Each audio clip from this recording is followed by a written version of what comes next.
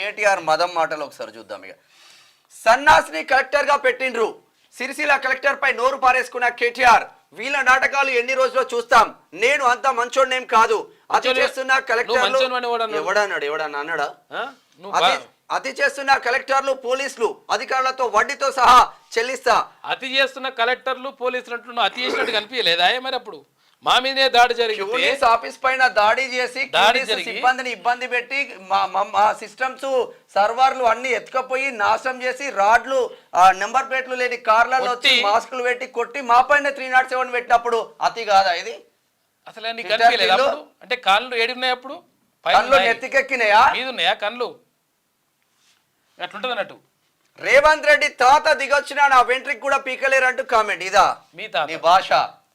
ఎంట్రిక ఏం ఎంట్రికలు ఉన్నాయి నీకు? అంత పెద్ద లేదన్నా ఉన్నాయా? ఇదా భాష? పీకల్నా?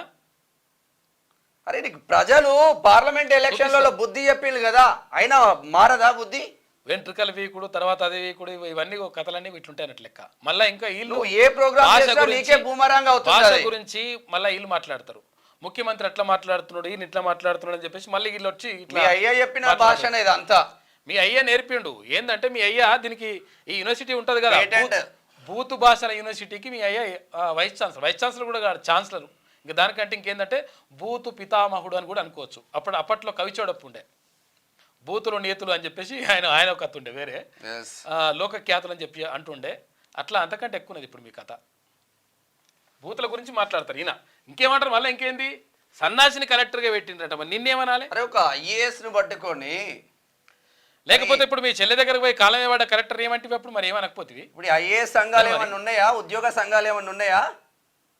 ఇప్పుడు కలెక్టర్ పైన దాడి చేస్తే అందరు వెళ్ళిళ్ళు కదా, మరి కలెక్టర్ ను తిడితే ఉద్యోగ సంఘాలు కలెక్టర్ కు అండగా వెళ్ళండి ఈయన. మళ్ళా ఈయన కలెక్టర్ కు అండగా అట్లా ఇడతారా అండి, అట్లా కొడతారా, దాడి చేస్తారా అని చెప్పేసి అన్నాడు. మరి ఇప్పుడు కేటీఆర్ కు వ్యతిరేకంగా ఈ ఉద్యోగ సంఘాలన్నీ రావాలి కదా కలెక్టర్ పైన వాడిన భాషకి.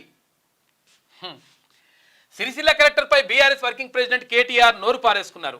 ఆయన సన్నాసి అంటూ తిట్ల పురాణం అందుకున్నారు. మంగళవారం సిరిసిల్లలోని బీఆర్ఎస్ భవన్ లో మీడియాతో కేటీఆర్ మాట్లాడారు. ఈ సందర్భంగా సిరిసిల్ల కలెక్టర్ పై కామెంట్ చేసిండు, ఇష్టం వచ్చినట్టు మాట్లాడిండు. నిన్ను కూడా మాట్లాడతారు, నీవుకే నేర్పిన కదే అవి.